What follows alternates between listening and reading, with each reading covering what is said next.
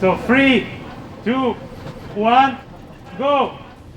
Terminal 3, Test für die neue Gepäckförderanlage. Schafft sie 2000 Koffer pro Stunde? Stefan Weist ist Projektleiter. Hat irgendeine Störung. Ja, die Umwerfrate ist nicht so gut, um nicht zu sagen beschissen. Daniel Picon hat 2 Traumjobs. Er ist Flugbegleiter. Die Herrschaften, hatten Sie sich einmal umgesetzt gehabt? Sie hatten auch 2 Sandwiches. Sehr gerne. Und er ist auch Bestatter. Die Arbeit hier tut mir sehr, sehr gut. Ich lebe viel bewusster. Sie arbeiten am größten Drehkreuz für Fracht und Passagiere in Europa. 1100 Starts und Landungen täglich, 4 Millionen Passagiere pro Monat. Der größte Arbeitgeber im Rhein-Main-Gebiet. Exklusive Einblicke hinter die Kulissen auf Deutschlands größtem Flughafen. Die Welt ist wieder unterwegs. Passagierzahlen und Flugbewegungen steigen rasant. Auch der Ausbau von Terminal 3 geht voran. Im Zeitplan und im Budget. Ups, wie geht das denn? Da staunen die Berliner. Terminal 3, Pier G. Der erste von 3 neuen Flugsteigen steht. Fehlen nur die Möbel. Doch bevor der Neubau schlüsselfertig an Eigentümer Fraport übergeben wird, steht noch ein wichtiger Test an mit 2000 Koffern. Die Gepäckstücke waren zuletzt am Flughafen in Berlin im Einsatz. Okay, das muss jetzt nichts heißen. Aber mit den Koffern wird die neue Förderanlage getestet. Projektleiter Stefan Weist ist optimistisch. Ja, das sind unsere gebraucht gekauften Gepäckstücke, befüllt mit Altkleidern, Stoffresten, die wir dann aufgeben. Und dann wollen wir sehen, ob die Anlage auch ihre 2000 Gepäckstücke pro Stunde schafft. Das ist die neue Anlage. Wert mehrere Millionen Euro. Computergesteuert und fast 1,3 Kilometer lang. Heute muss sie zeigen, was sie kann. Ein besonderer Tag, logisch. Wir haben jetzt über ein Jahr lang aufgebaut. Und jetzt wird die gesamte Anlage mal getestet, ob sie die versprochene Leistung auch bringt. Berlin hatte nicht so viel Koffer parat wie in Frankfurt benötigt. Deshalb hatte der Projektleiter eine Idee. Wir hatten auch noch eine Sammelaktion von Mitarbeitern. Da sind, glaube ich, auch noch mal 150, 180 Gepäckstücke zusammengekommen. Der Hersteller der Anlage muss Auftraggeber Stefan Weist heute beweisen, dass alles perfekt funktioniert.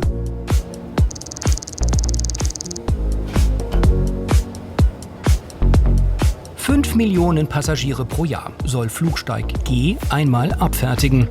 Hier wären die Sicherheitskontrollen mit Röntgengeräten für Handgepäck und Fluggast. Im Sicherheitsbereich Cafés, Läden und Duty-Free-Shops. So stellen sich das die Planer vor. Pier G hat 9 Flugzeugpositionen, alle ebenerdig erreichbar. Sie könnten schon im nächsten Jahr ans Netz gehen, doch die Flugzahlen sind noch zu niedrig. Vorerst kein Bedarf.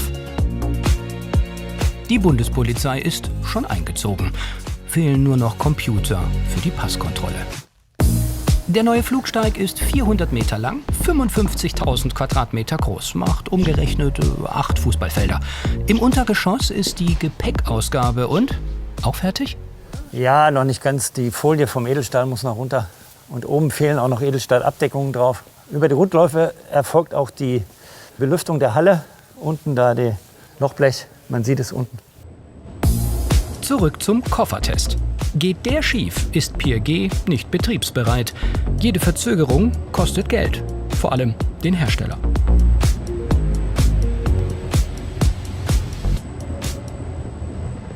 Die Leitwarte. Hier steuern Computer die Förderbänder. Schafft die Anlage 2000 Koffer pro Stunde? Die Vorgabe der Ingenieure. Die Projektleiterin des Herstellers arbeitet für eine italienische Firma. Haben Sie alles richtig gemacht? So, you are ready? Yeah, we could start. Der Test muss die Anlage an ihre Grenzen bringen.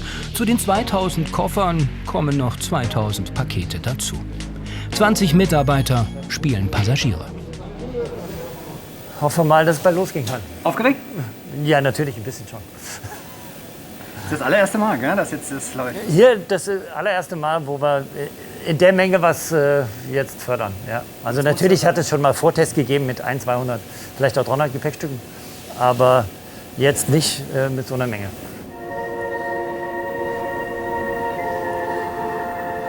Enzo, you can start the sorter again. Economic safety.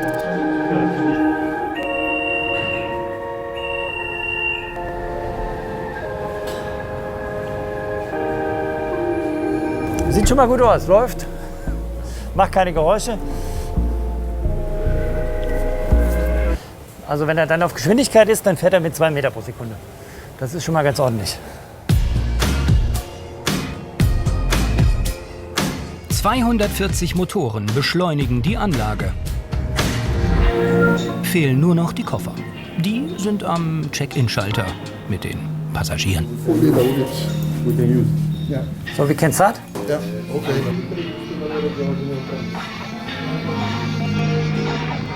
So 3, 2, 1, go! Ups, na gut, dann später mehr zum Test. Fliegen wir nach Darmstadt.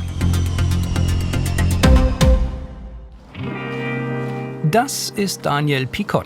Der 30-Jährige hat gleich 2 Traumberufe: Bestatter und Flugbegleiter. Mal bringt er Menschen unter die Erde, mal arbeitet er im Himmel.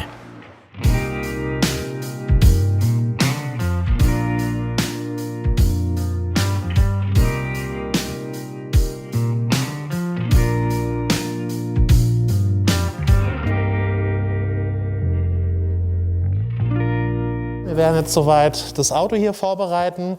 Dazu haben wir hier einmal die Überführungstrage. Die benutzen wir, wenn wir zum einen eine Privatüberführung machen. Das heißt, wenn jemand daheim verstorben ist, nehmen wir diesen Tragen mit, weil die einfach handlicher und leichter sind, als wenn wir jetzt die großen, schweren Särge mitnehmen würden, wie wir dort sehen können. Seit 2 Jahren arbeitet er auch als Bestatter. Mehrmals am Tag fährt er den Leichenwagen. Das ist eine ganz normale Mercedes-Limousine, in dem Fall eine etwas ältere Mercedes E-Klasse. 120 Verstorbene, so schätzt Daniel, hat er schon transportiert.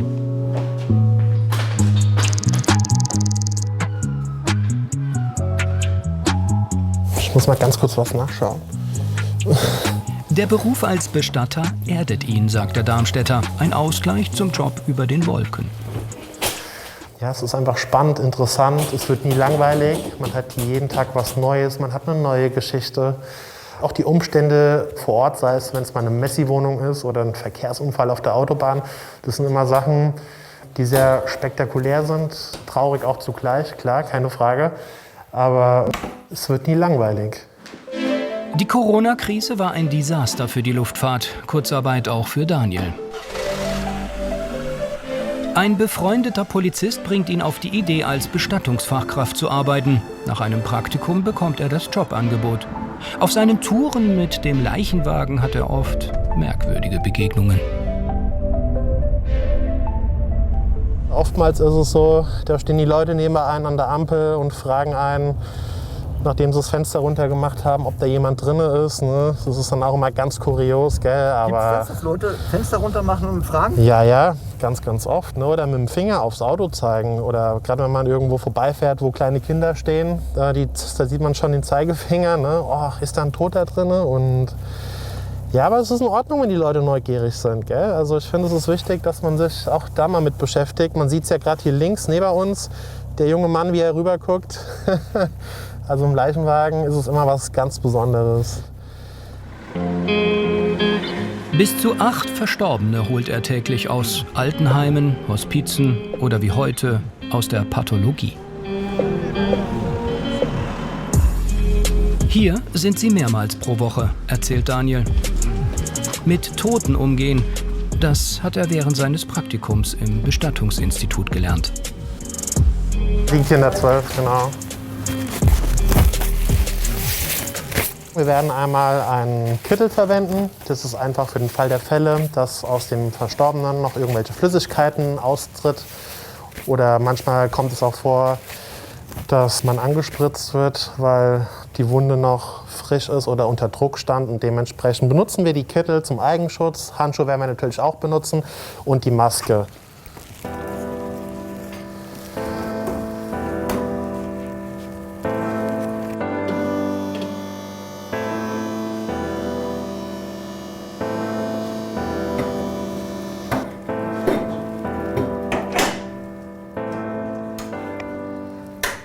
Es handelt sich hier um einen Tod von einer Dame, die natürlich verstorben ist. Eine Dame, die ihr Lebensziel erreicht hat und die im Krankenhaus verstorben ist. Es ist in der Regel so, dass wenn jemand im Krankenhaus verstirbt, dass dann die verstorbene Person in die Pathologie gebracht wird. Hier wird sie dann untergebracht bzw. gekühlt, bis feststeht, wo sie hinkommt.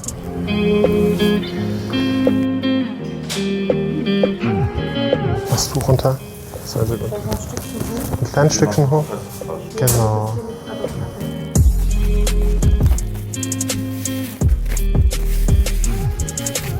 Die 70-Jährige ist gestern an Krebs gestorben, hat Daniel erfahren. Bei mir ist es so, ich kann die Verstorbenen sehen. Ich kann sie anfassen, aber mit dem Riechen tue ich mich da immer noch schwer. Wobei ich sagen muss, hier haben wir optimale Kühlmöglichkeiten. Die Kälte neutralisiert den Geruch etwas, aber es bleibt natürlich nicht aus, dass man mal gegebenenfalls auch mal was riecht. Denn es ist so, wenn die Verstorbenen noch Luft in der Lunge haben, in den Stimmbändern und man sie bewegen muss, zwecks der Umbettung, dann kann es schon durchaus sein, dass die Gase und die Aerosole, die noch im Körper drin sind, ausweichen und das riecht man dann. Aber es gehört dazu, es ist ganz normal. Daniel ist Bestattungsfachkraft. Eine Ausbildung zum staatlich anerkannten Bestatter hat er noch nicht gemacht. 30 bis 40 Stunden arbeitet er pro Woche für das Bestattungsinstitut. 8 Tage im Monat ist er im Flugzeug.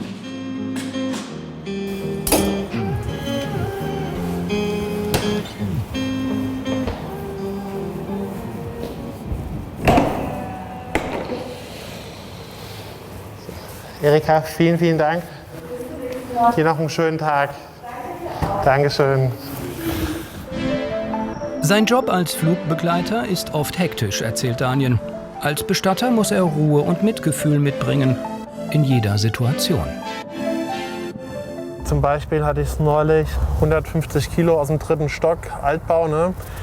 Das war schon ordentlich gewesen. Aber wenn sowas ist, dann holt man sich noch jemanden dazu, der uns nochmal verstärkt hilft. Und dementsprechend klappt es dann doch immer irgendwie. Die verstorbene Frau aus dem Klinikum muss er heute noch behandeln. Sie wird erstmal gewaschen, die Haare werden gemacht. Die Familie hat uns Klamotten gebracht, die wir der Verstorbenen anziehen werden. Wenn das passiert ist, wird sie in den Sarg gelegt.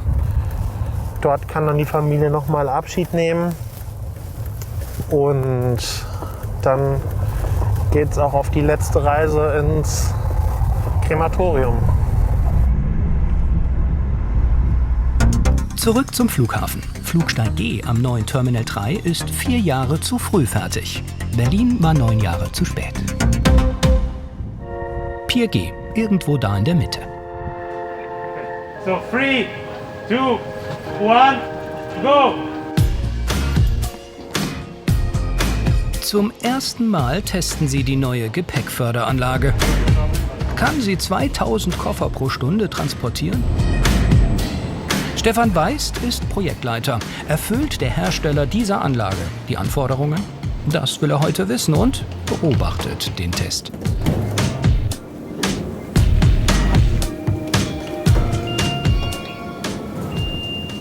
Hat irgendeine Störung. Ja, die Umwerfrate ist nicht so gut. Um nicht zu sagen beschissen. Ein paar zu viele stehen hier noch, die müssen eigentlich mehr umgeworfen werden. Aber zumindest auf der Strecke sieht es ganz gut aus.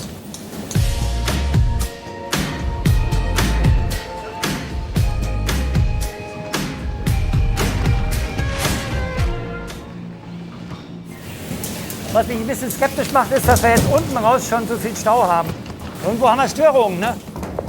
Ein Koffer wiegt 20 Kilo. In einer Stunde bewegen die Mitarbeiter 40 Tonnen, so viel wie ein Airbus A320. Jeder Koffer ist beklebt mit einem Urlaubsziel. Die Gepäckstücke hat jeder ein Label, ein spezielles Label, was wir selber ausgedruckt haben und an die Koffer geheftet haben. Das ist sehr aufwendig. Dann passiert's. Schalter 3007. Macht schlapp.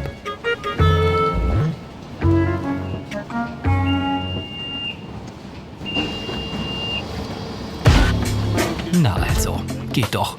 Der Computer ist schuld. Hat die Tasche nicht erkannt. Den Strichcode am Koffer lesen Scanner. So erfährt der Computer, wo das Gepäckstück landen soll. So, hier haben wir ein Scannertor, was 360 Grad, einmal rundherum, von oben und von unten und von rechts und von links scannt.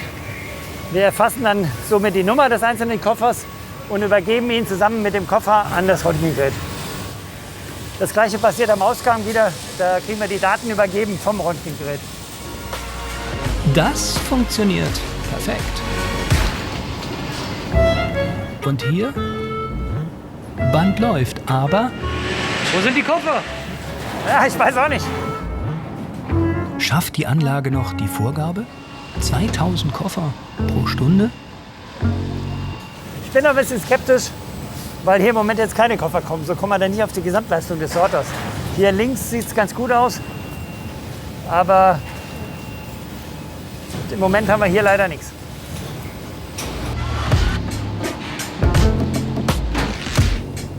Ein Leben für Gepäckanlagen. Stefan Weist hat seinen Traumjob schon früh gefunden.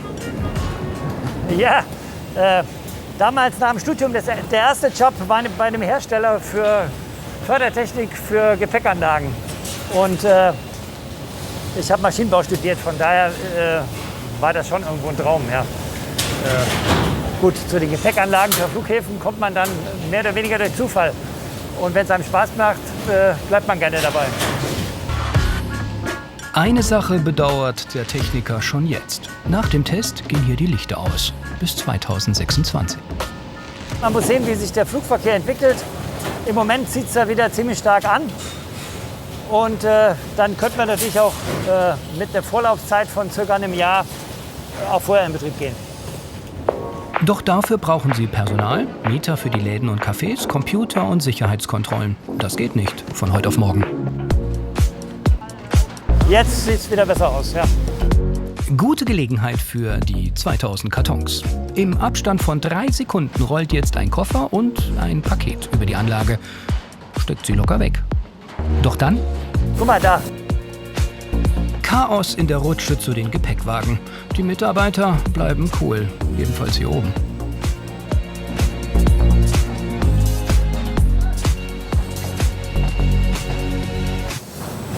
Mal sehen, ob er die jetzt alle los wird. Der Grund für den Gepäckstau? 40 Studenten sollten beim Beladen der Gepäckwagen helfen, sind aber nur 25 gekommen. Jeder muss anpacken, auch die Projektleiterin des Herstellers. Die Anlage ist einfach zu schnell. Eigentlich ganz gut, sagt Projektleiter Stefan Weist.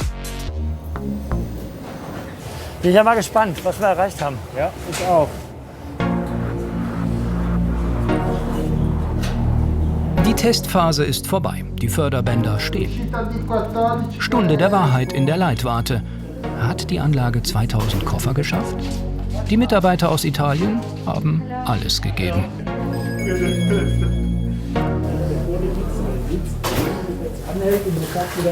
So, haben wir schon Daten? 2000 Koffer und 2000 Pakete in einer Stunde. Was sagt der Computer dazu?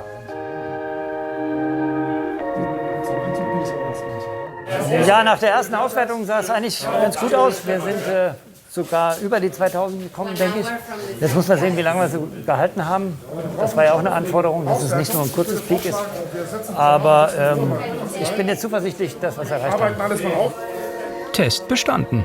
Und was passiert jetzt mit den Koffern? Ja, in ein paar Jahren werden wir sie dann im T3 nebenan auch benutzen. Ja. Also die werden noch einige Runden in der Gepäckanlage drehen. Tja, so ein Koffer hat's auch nicht leicht.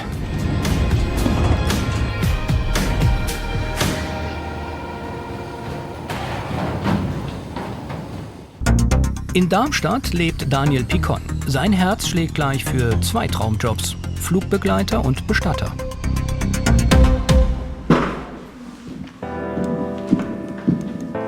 Seit 2 Jahren arbeitet der 30-Jährige als Bestattungsfachkraft.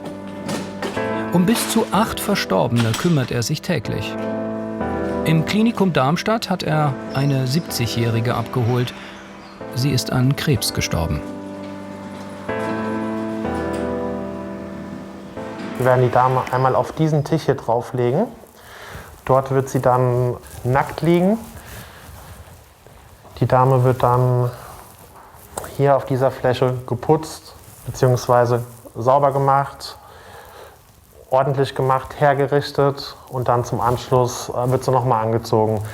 Wenn dies gemacht ist, nehmen wir die Dame und betten sie in den Sarg um.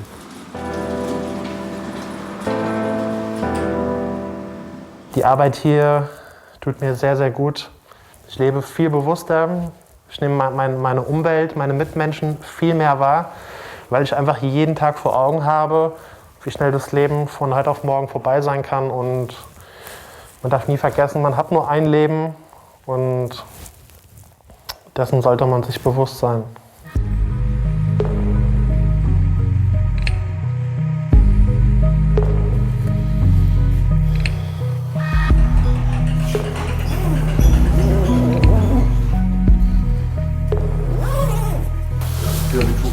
Mit Tuch, jawohl. Jetzt?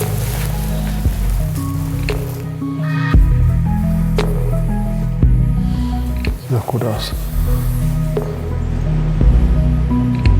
Nach einer Stunde bringen sie die Verstorbene in eine Kühlkammer. Dort bleibt sie bis zur Trauerfeier mit den Angehörigen. In der Kammer nebenan liegt seit gestern eine 90-Jährige. Die Familie möchte heute Abschied nehmen, bevor Daniel die Verstorbene ins Krematorium fährt. Wir haben uns vorher nie gekannt zu Lebzeiten, wir sind uns nie über den Weg gelaufen. Und doch ist dieser Moment sehr intim, weil wir jetzt zusammengebracht werden auf die letzte Reise und ich praktisch derjenige bin, der den Sargdeckel zumacht. Und dementsprechend sehe ich das als sehr, sehr großes Privileg. Die Beerdigung seiner Großeltern wurde auch in diesem Bestattungsinstitut organisiert. Deshalb wollte Daniel hier arbeiten. Noch ein kleines Stück nach links von mir aus gesehen.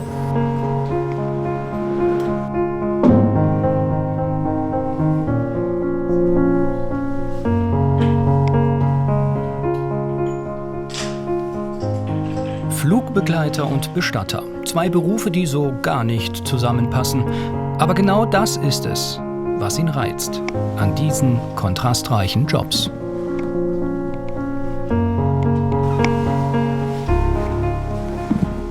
Ich muss sagen, wenn ich hier bin, bin ich wesentlich entspannter, als wenn ich dann da oben in der Luft mit 300 Menschen auf engstem Raum 12 Stunden unterwegs bin. Es ist eine andere Arbeit, weil hier weiß ich, hier habe ich die Ruhe, die ich brauche, um zu arbeiten. Und da oben ist halt immer alles ein bisschen stressiger als hier. Nicht jeder Todesfall geht an ihm spurlos vorüber. Es gibt natürlich Fälle wie, wenn man kleine Kinder hat, ne, das geht einem schon sehr nah, ja, gerade wenn man dann noch die Umstände kennenlernt, weil man vor Ort war. Das ist schon sehr, sehr schwer. Aber sonst würde ich sagen, bin ich da relativ immun dagegen. Ja. Ich glaube, wenn ich jetzt jedes Mal weinen würde oder traurig wäre, das würde mir nicht gut tun. Dann könnte ich den Beruf auch nicht ausüben. Und insofern versuche ich immer professionell zu sein und ja, weiterzumachen. Seine Erlebnisse teilt er oft mit seiner Freundin. Das hilft, schwere Tage besser zu verarbeiten. Angst vor dem Tod hat er nicht mehr. Ah jawohl, hier haben wir sie. Eher Respekt und Ehrfurcht. Ja, die Musik habe ich jetzt ausgesucht. Das ist jetzt einer meiner Favoriten. Die lasse ich immer gern spielen. Auch sehr bekannt, man kennt es, wenn man es hört. So, dann schauen wir doch mal.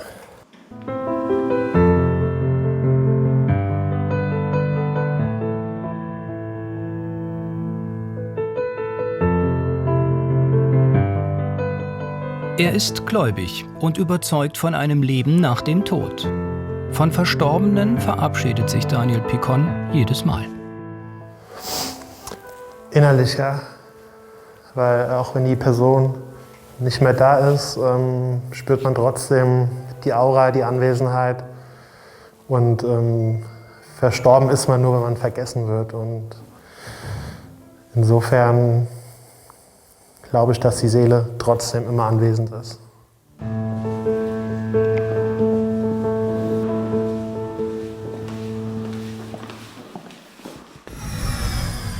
In Pfungstadt wohnt der wohl beliebteste Mann am Flughafen. Antonio Laverde. Hallo? Ja? Okay. Ja, halbe Stunde, ich bin da. Dankeschön. Okay, ciao, ciao. Sein Telefon ist selten still. Frachtarbeiter, Lademeister, Rettungskräfte rufen täglich an mit derselben Frage. Toni, wann kommst du zum Flughafen? Sie kennen Antonio Laverde, seine Frau und ihre Eisdiele in Pfungstadt. So, was machen wir jetzt? Sein Spitzname Eistoni, den hat er von den Flughafenmitarbeitern bekommen. Sie lieben sein Gelato, selbstgemacht natürlich. Jetzt machen wir eine Nuss. Das ist eine Nussgeschmack ohne Zucker. Jeden Morgen um 6 Uhr startet er mit seiner Produktion.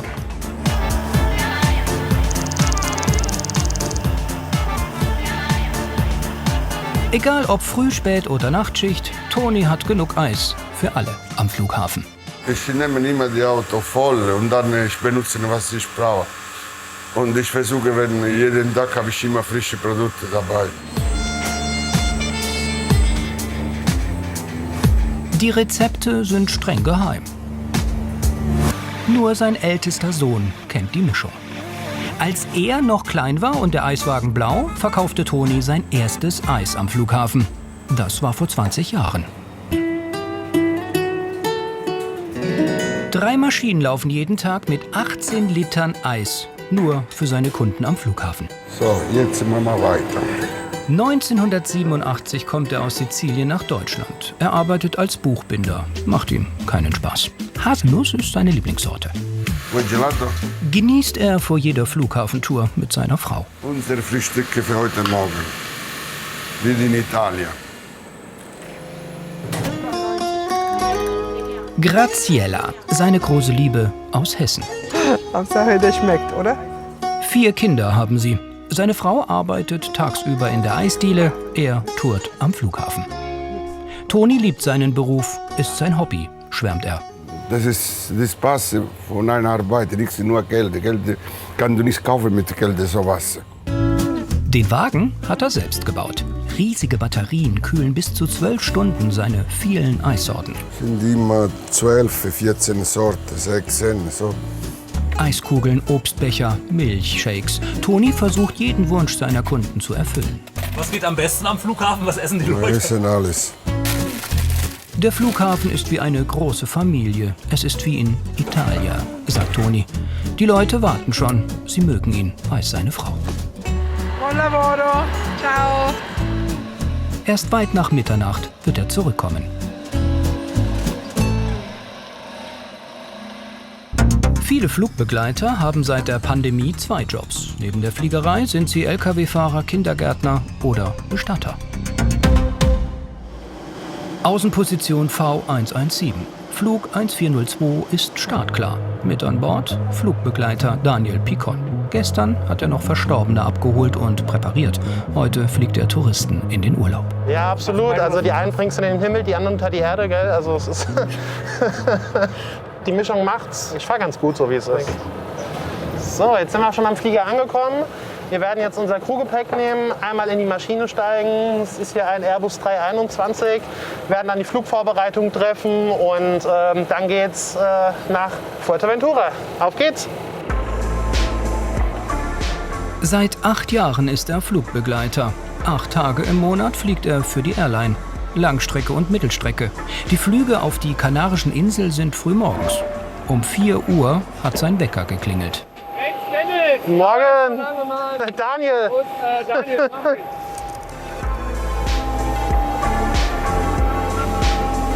Die Crew checkt die Ausrüstung. Daniel, Essen, Gläser und Hygienetücher. Alles da, bis auf zweimal Rührei mit Bohnen. Sind die vielleicht vorne in der Bordküche? Petra, es fehlen mir nur 2 Frühstücke, 2 English Breakfast, die nicht geliefert worden sind. Sei so gut und schau noch mal bitte bei dir nach vorne mit dem Caterer. Dankeschön. Ja, hab ich schon. Die müssten bei mir übrig bleiben. Sehr gut. Die Passagiere sind schon da. 20 Minuten zu früh. Die Gäste stehen schon vorm Bus. Können wir schon boarden? Daumen hoch, Flieger ist abflugbereit. Gäste können einsteigen. Guten Morgen. Schönen guten Morgen. Grüß Sie, hallo. Sie werden pünktlich starten, sagt Pilot Thomas Dittmer hier vorne. Kapitän Jan Riemenschneider bestellt den Flugzeugschlepper. Jeder Flugbegleiter betreut eine Tür im Flieger. Daniel ist für 4 Links verantwortlich. Das bedeutet die 4. Tür auf der linken Seite im Airbus. All my devices. 3-4 start checklist complete. Position V117 ist im Osten. Die Piloten müssen aber in den Westen. Deshalb, Flughafenfans, aufgepasst. Bis zur Startbahn 18 West sind es 5 Kilometer. Zeigen wir in voller Länge. Bitteschön und tschüss.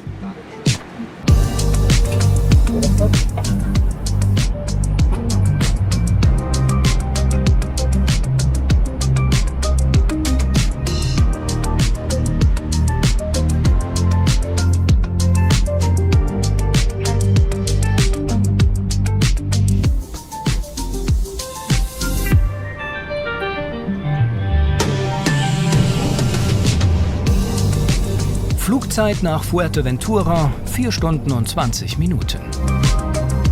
Erst wenn der Flieger die Reiseflughöhe von 30.000 Fuß, das sind ca. 10 Kilometer, erreicht hat, darf Daniel mit dem Service beginnen.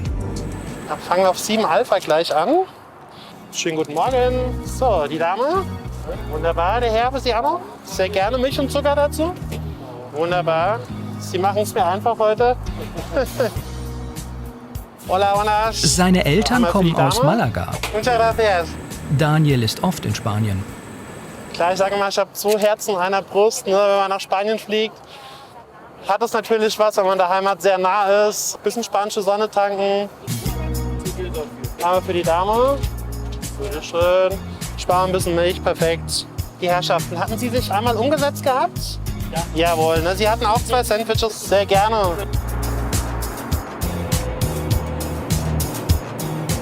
Ich wollte als kleines Kind immer Flugbegleiter werden.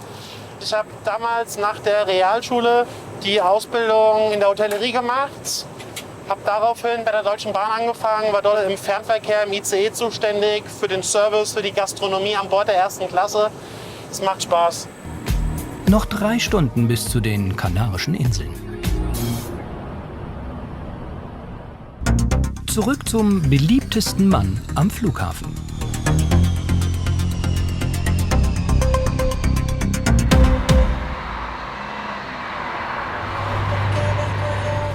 Antonio Laverde liebt italienische Gemütlichkeit. Bloß kein Stress. Auch wenn der halbe Flughafen seine Handynummer hat. An heißen Sommertagen klingelt das Telefon fast im Minutentakt. Die häufigste Frage: Wann kommst du? Ich bin gerade in Gargi City Sud, aber es dauert ein bisschen, wegen ich muss salten hier vor 32. Wenn fertig ist, komme ich zu dir. Nach hier, ich bin sofort da. Eistoni hat sie, die Lizenz zum Eisverkaufen. Die muss er regelmäßig neu beantragen. Dann darf er auf das Betriebsgelände am Flughafen. Prego, Signore. Tony, gib mir Vanille. Wie viel Kugeln? Keine Ahnung, Tony. 3, 4, 5. 4. Willst du Pistazien? Ich nehme. Guter Vorschlag, Tony. Wie lange kennen Sie den Toni jetzt schon? 20 Jahre. Hier am Flughafen. Tony hat das beste Eis. Es war extra nach Fundstadt sein Eis zu holen. Ja, Tony ist der Mann. Schokolade dazu? Nein, keine Schokolade, Mann. Guck mal, guck mich an. Genug Schokolade in meinem Leben gehabt. Prego, amico. Danke dir. Ciao. Ciao, ne? Tony ist immer hier für uns abends. Ich arbeite hauptsächlich 15 Uhr bis 23 Uhr. Habe persönlich seine Visitenkarte. Wenn er nicht hier, dann kommt er immer an. Special Request mag Tony auch. Ja. Und hier gibt es noch was extra? Natürlich, Pistaziensoße. Das ist best. Tony, danke dir. Aber Okay, mach's gut. Ciao. Eine feste Route hat er nicht. Die bestimmen seine Anrufer. Ich bin immer noch in Gargi City Sud. Wie lange bist du noch da? Ich weiß nicht, wie viele Leute warten da. Wegen hatte ich schon 3-mal, 4-mal, aber ich bin schon in Sud. Buonasera. Bitte schön. Einmal Zitroneneis, Waffel. Bitte schön. Haben Sie Becher? Ja. Nehme ich 2 Kugeln. Und sonst alles gut, amico. Das ist 4,80 €. Der allerwichtigste. Der allerwichtigste Mann. Hat auf jeden Fall das beste Eis am Flughafen. Er kommt einfach und dann hören wir halt, wenn er klingelt und dann laufen wir hin, ja. Ich kenne ihn schon lange. Und immer wenn ich sein Auto sehe, halte ich. Gehen wir weiter. Auf dem Vorfeld war er nur einmal mit Sondererlaubnis und Follow Me. Bei der Fußball-WM 2014 hat er den Nationalspielern Eis am Flieger verkauft. Hier, du arbeitest mit Terminen, mit Uhrzeit. Ich kann nicht stören und dann die Leute auch gar nichts so einfach. Und ich muss immer versuchen, wann passt für mich und für diese Leute. Nicht so einfach. Ich hätte gern 2 Bällchen. Sahne Kirsch oder Schlagsahne? Ja. Ich kenne das immer nur vom Erzählen. Und ich finde Das ist das beste Eis, was du kriegst. Moment, was willst denn du? Hi, ciao, Toni, amore. Ich nehme eine Schokobällchen, bitte. 1? 1, ja. Willst du noch einen? Nein, danke schön. Nein, das reicht für heute. Wir sehen uns die nächsten Tage. Ciao.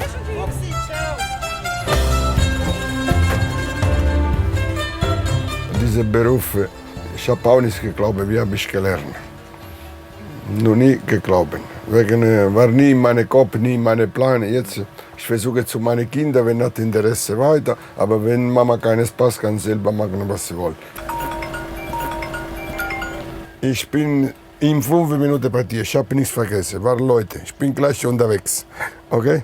Ciao. Ciao. Toni versucht, die Preise niedrig zu halten. Er weiß, dass viele Mitarbeiter nicht mehr so viel Geld verdienen, zum Beispiel durch Leiharbeit. Ciao, grazie. Das war früher anders, Prego, signore. sagt Toni. Prego. Bei Toni gibt's auch den Lufthansa- und Vorfeldbecher.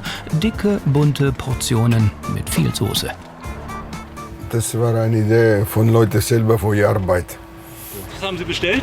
Das ist ein bisschen gemischt. Ich komme aus Rumänien, das ist das rumänische System. Alles durcheinander, aber schon. Ciao. Ciao.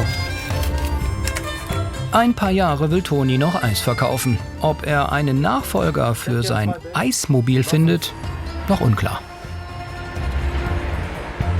Ich hatte Frühdienst, ich habe jetzt Feierabend. Und das ist ein schönes Feierabendeis noch. Hier, schönen Tag noch. Ja. Diese Straße parallel von Autobahn 5. Vielleicht 10 Minuten, ich bin da. Alles okay, Signor. Ciao. Und wieder muss er in den Süden. Toni sagt niemals Nein für seine Freunde am Flughafen.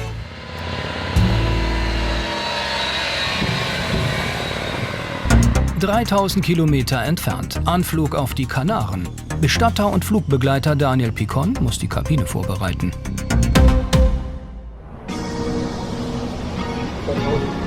Noch 30 Minuten bis Fuerteventura. Ist hier noch Müll zum Mitnehmen? Jawohl, Dankeschön. Super, besten Dank. Sein Zweitjob als Bestatter hat ihn sensibler und empathischer gemacht. Seitdem spürt er, wenn ein Fluggast traurig ist. Vor gut 3 Wochen hatten wir eine Überführung. Da hatte ich mich mit der Dame unterhalten. Da ist der Ehemann im Urlaub verstorben auf den Kanaren. Und es ist natürlich ein bedrückendes Gefühl, wenn der verstorbene Ehemann unten im Sarg zurück nach Deutschland transportiert wird und die Dame oben im Flugzeug. Was soll man dazu sagen? Wie soll man damit umgehen? Man kann Trost spenden, man kann versuchen, das Beste draus zu machen, aber man kann einem den Schmerz nicht nehmen. Flugziel Fuerteventura voraus.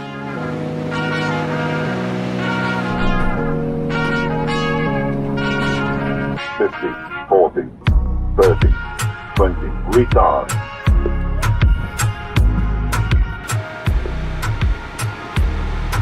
In einer Stunde müssen sie wieder starten.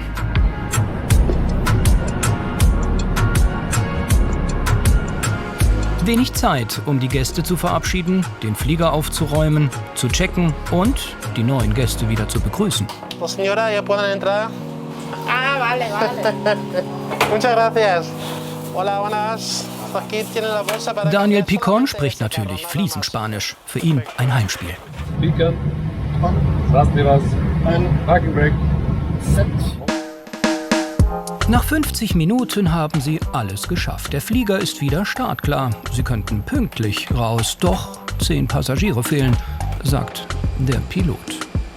Der Rump Agent lässt die Passagiere im Terminal ausrufen. Das kostet Zeit und ist sehr ärgerlich, sagt Daniel.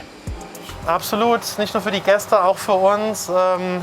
Der Ramp Agent, der tut gerade alles, dass die Gäste zum Flieger kommen. Oftmals ist es so, dass die Gäste im Duty Free beim Einkaufen das Zeitgefühl verlieren oder noch beim Kaffee trinken sind. Alles schon vorgekommen und dementsprechend hoffen wir, dass diese Gäste jetzt zeitnah erscheinen werden. Da sind sie. Und jetzt Boarding completed? Leider nicht. Wir warten sehnsüchtig. Nach weiteren 10 Minuten endlich. Alle sind an Bord. Startklar. Aber mit 30 Minuten Verspätung.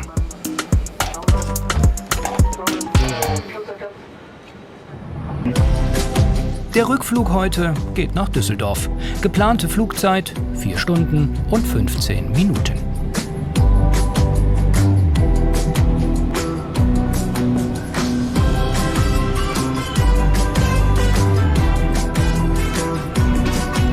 Daniel arbeitet jetzt in der Bordküche. Er ist Galley Operator, unterstützt seine Kollegen. Flight Fanta bitte. Bitte? Flight Fanta bräuchte. Jawohl. Genau.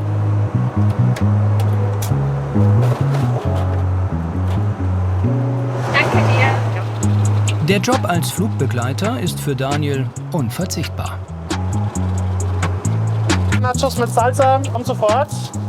Hier noch ein Nachspann Sandwiches. So, die Tapas kommt sofort. So, Kaffee? Jawohl. Ein wichtiger Ausgleich zu seinem Zweitjob als Bestatter. Wenn man sich jetzt jeden Tag nur mit diesem einen Thema beschäftigen würde, das macht was mit einem. Das macht was mit der Psyche, das macht was mit dem Kopf. Wenn ich im Flugzeug bin, schalte ich ab und so soll es auch sein. Daniel möchte sich als Purser bewerben und vielleicht macht er noch die Ausbildung zum Bestattungsmeister. Die Piloten konnten die verlorene Zeit in Spanien nicht wieder einholen.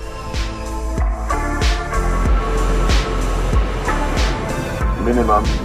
Mit 30 Minuten Verspätung erreicht der Airbus A321 den Flughafen Düsseldorf.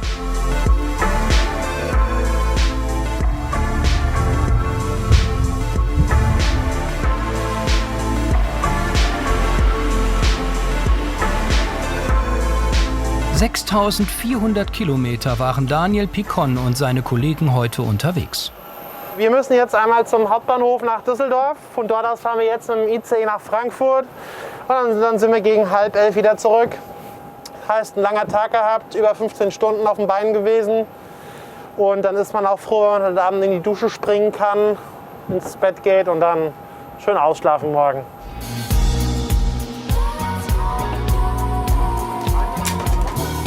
Hoch die Hände. Wochenende. Morgen hat Daniel Picón frei. Übermorgen ist er dann wieder als Bestatter unterwegs. Schönen Feierabend!